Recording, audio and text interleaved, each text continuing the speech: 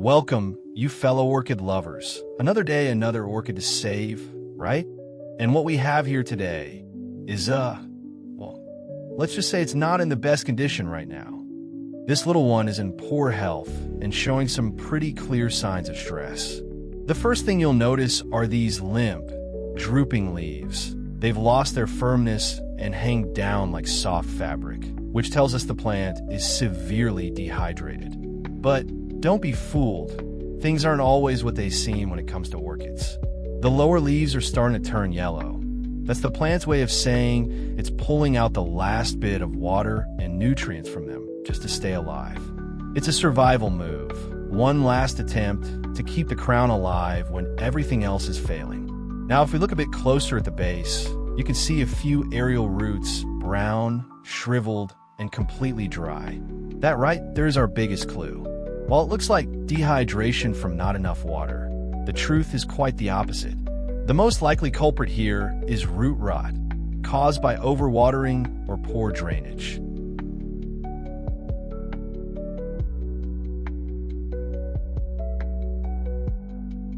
We'll need to immediately remove the plant from its old pot. And while we're at it, we'll clear away all of the old substrate as well. This is a really important step because that moss has probably been holding on to moisture for far too long. And if the roots are already damaged or rotting, keeping them trapped in that wet environment will only make things worse. So, take your time. Gently loosen the plant from the pot. Try not to pull too hard. Orchids have delicate root systems that can easily tear if you rush. Once the plant is free, start removing every bit of the old sphagnum moss. It may cling tightly around the roots, so you can soak the base in a little clean water for a few minutes to make the process easier. Make sure to get rid of all the old material, especially the compacted parts near the bottom of the pot. Anything that smells sour or feels slimy, toss it out immediately. That's usually where the rot starts. What we're doing here is giving the orchid a clean slate, a chance to breathe again before we replant it in something fresh.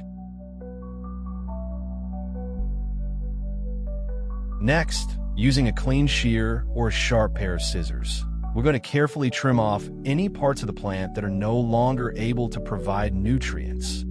Most of the damage will be around the root system, so take your time and inspect each root one by one. Healthy roots should feel firm and look silvery or green when dry, but if they're brown, soft, or hollow inside, those are completely dead and need to go. Don't be afraid to cut them off. Removing the rot will actually help the orchid heal faster. As you trim, make sure to sterilize your tools with alcohol or a flame between cuts. This helps prevent any bacteria or fungus from spreading to the healthy parts of the plant. It's a small step, but it makes a huge difference in recovery. Once you're done, you might be left with just a bare stem and a few living roots. And that's perfectly fine. Like I've said in my other videos, orchids are incredibly resilient plants. Even with just a few healthy roots, this little guy still has every chance to bounce back, stronger, greener, and ready to grow again.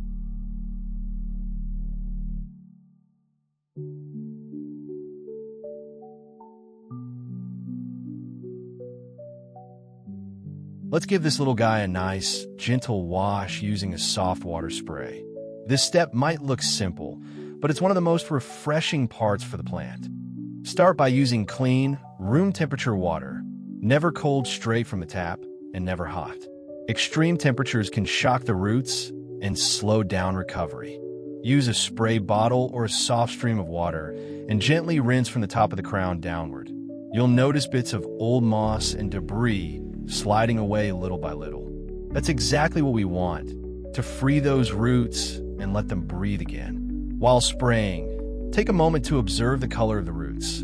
Healthy roots will start to turn a soft green as they soak up the moisture, while dead ones will stay brown or black and feel mushy. If you see any more of those, don't hesitate to trim them off now. Better to remove them early than let rot spread later. Be sure to also rinse the underside of the leaves. Dust or residue can block light and slow down photosynthesis. A quick, gentle mist will do the trick. The plant may look small and fragile right now, but this step is like giving it a fresh start.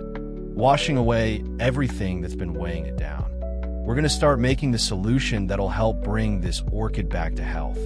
And the first thing we'll need is a teaspoon of baking soda. Go ahead and pour it into a clean container or bowl. Nothing fancy, just something big enough for mixing. Baking soda works wonderfully here.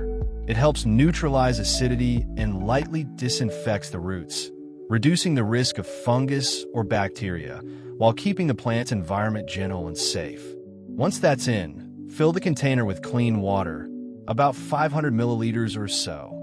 Make sure it's room temperature.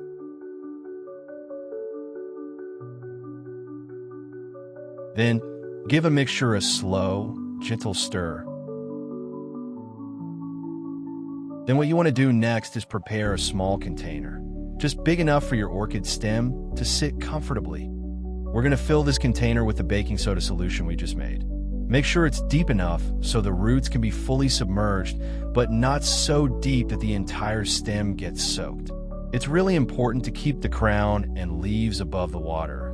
We only want the roots to take in the treatment, not the rest of the plant. Now we're going to let it sit for about 15 minutes.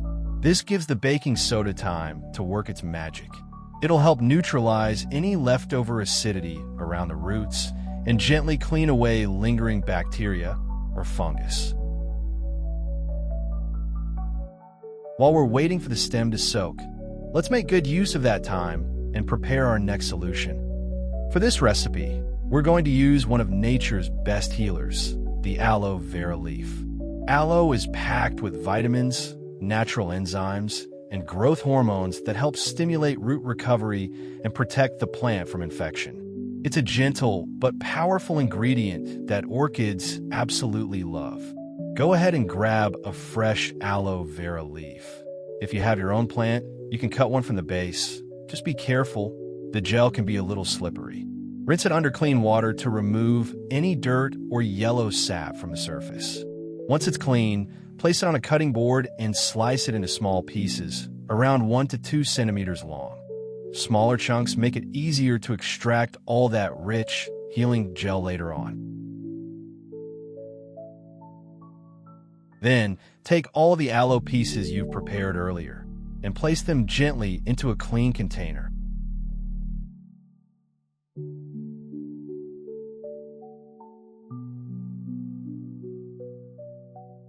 Once they're in, go ahead and fill the container with clean water, just enough to fully cover the aloe pieces. You'll notice the water starts to turn slightly cloudy or even a bit slimy after a moment. That's completely normal, and it's actually what we want.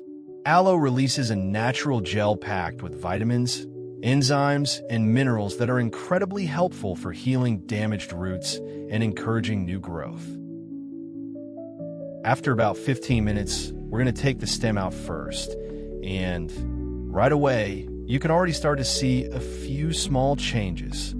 The roots may look a little plumper than before, their color is shifting from that dull, dry gray to a softer green or even a light silvery tone. That's the first sign that they've rehydrated. You might also notice the texture feels firmer to the touch. That means the living roots are starting to drink up the moisture and come back to life.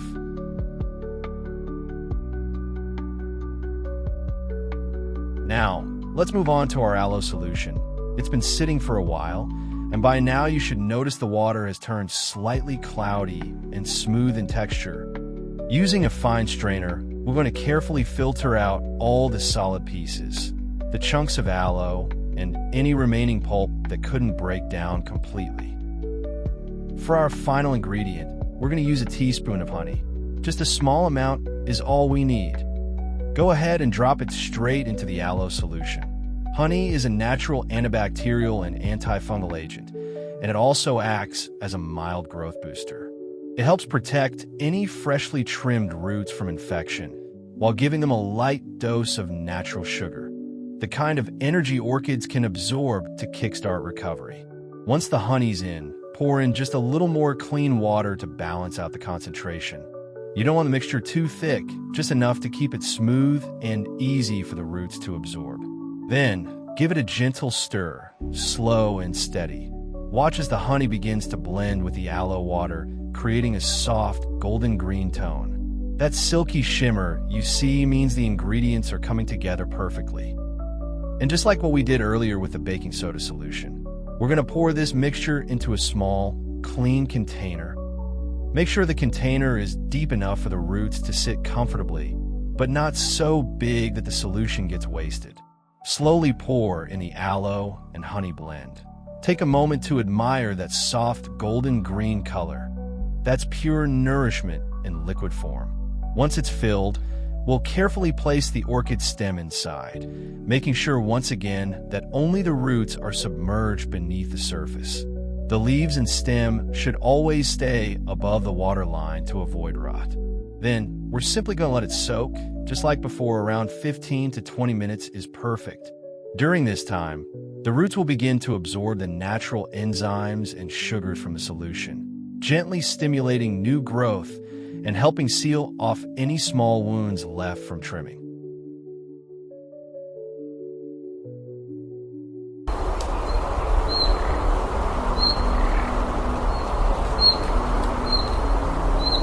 After 20 minutes, carefully take out the stem, and here you can already see some beautiful early changes. The roots now look fresher and a bit fuller compared to before. That dry, shriveled texture has softened, and some parts might even show a hint of green returning. Now it's time for us to apply that cinnamon powder onto the trimmed areas of the plant. Using a small, clean paintbrush, gently dab the powder onto each cut surface. This step is incredibly important. Cinnamon isn't just a common kitchen spice. It's also a natural antifungal and antibacterial agent. When applied to freshly trimmed roots or stems, it helps seal the wounds, preventing bacteria and fungi from entering and causing infections. Take your time here. Make sure every open spot is covered evenly, but don't go overboard. A light dusting is all that's needed. If you use too much, it can actually dry out the tissue too quickly, so we're looking for just a thin, even coat that acts like a healing shield. As you brush it on, you might notice the surface of the cuts darken slightly. That's perfectly fine. It's just the cinnamon binding to the moist tissue.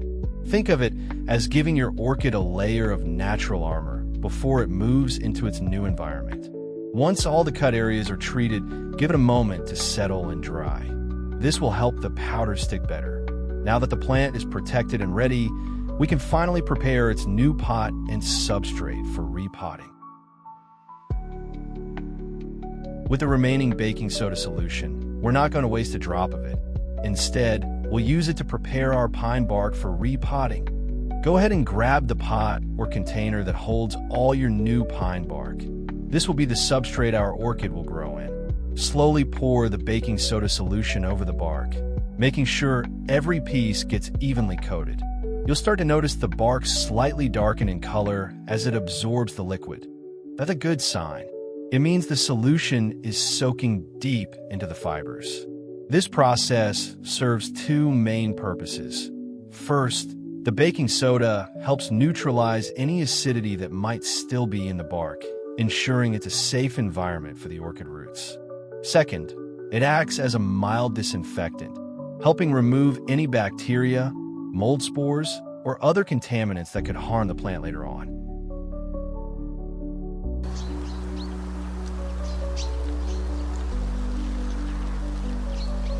After one full day has passed, our pine bark is now fully soaked and ready to use.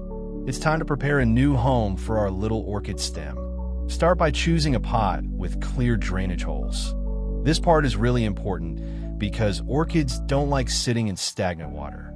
A transparent pot works even better if you have one, since it allows light to reach the roots and helps you monitor their health more easily. Now, fill the pot about halfway with the pine bark that we soaked the day before. You'll notice the bark feels soft, slightly moist, and smells fresh. That's exactly what we want. This base layer will serve as support and ensure good airflow around the roots. Next, gently position your orchid stem into the pot, making sure it sits comfortably and upright. The roots should rest naturally among the bark, not forced, not cramped. You can use your fingers or a small stick to help guide the roots into place if needed. Once the stem is in position, begin adding more pine bark around it, layer by layer, until the pot is filled almost to the top. Don't press the bark down too tightly. Orchids need space for air circulation around their roots. Just give the pot a few light taps on the sides to help everything settle in place.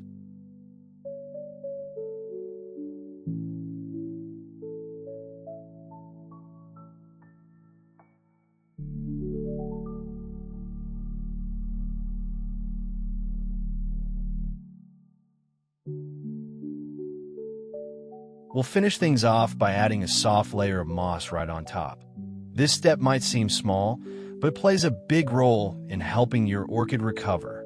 Gently take a handful of fresh sphagnum moss. Make sure it's clean and slightly damp, not soaking wet. Spread it evenly across the surface of the pot, just enough to cover the pine bark without pressing it down too tightly. The moss acts like a natural humidity blanket. It helps the pot retain moisture while still allowing airflow to the roots underneath.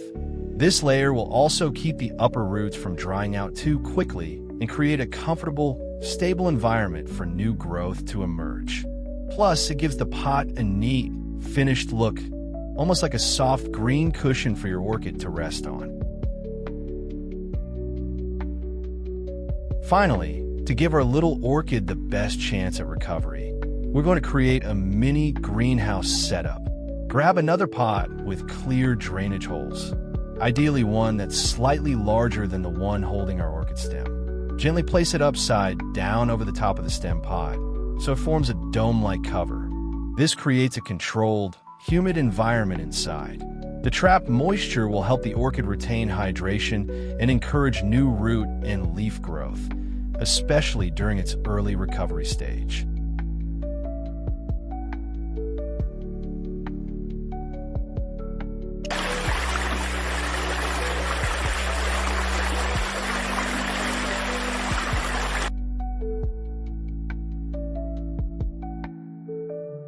After just 2 weeks, you can already see some amazing progress. The transformation is honestly so satisfying to witness. Take a close look at the stem. Those dull, lifeless colors from before are starting to fade away, replaced by a fresher, healthier tone. The stem looks firmer and greener now, showing that the internal tissues are rehydrating and the plant is regaining its strength. If you look near the base, you'll notice tiny new roots beginning to emerge. They might look like small green or white tips poking out from the bark. That's a clear sign your orchid is responding well to the care and environment we provided. And just above that, you can spot the most exciting part: new leaf growth. The fresh leaves start small, often rolled tight like a little scroll, before slowly unfolding as they absorb light and nutrients. It's incredible how resilient orchids are. Even after losing most of their roots, they can bounce back when given patience and the right conditions. At this stage, make sure to keep the mini greenhouse lightly misted inside. The humidity is what's helping these new roots and leaves form so strongly. Don't overwater.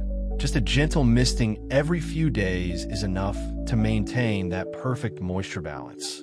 Seeing new growth after all the effort you put in really reminds you how rewarding orchid care can be. From what looked like a dying plant to a reborn, thriving little fighter in just 2 weeks. Now this part is very important, especially for newly recovering orchids. Routine care is what determines whether your plant continues to thrive or starts to struggle again. We're going to use the same aloe vera solution we made earlier. This is the gentle, natural formula that nourishes the plant while protecting it from infection and dehydration. Aloe vera isn't just a moisturizer for humans. It's full of natural enzymes, vitamins, and plant hormones that encourage root growth and strengthen new leaves. Here's what you'll want to do. Every few days, check the moisture level of your pot. If the moss and bark start to feel a little dry, it's time for a light watering or soaking. Don't overdo it. Orchids prefer a steady rhythm of hydration rather than being drenched all at once. You can also dip a soft cloth or cotton pad into the aloe solution and gently wipe the leaves. This not only keeps them clean and glossy, but also helps the plant absorb trace nutrients through its leaf surface. For the roots, give the pot a slow watering using the same solution, letting it drain naturally through the holes. Never let it sit in stagnant water. Consistency is the secret here. Orchids love stability. Keep the plant in a bright, warm area with filtered sunlight, and continue this routine weekly or as needed. With this steady care, the roots will strengthen, the leaves will grow lush and firm, and before long, you'll start to see new buds forming, a sign that your orchid is ready to bloom again.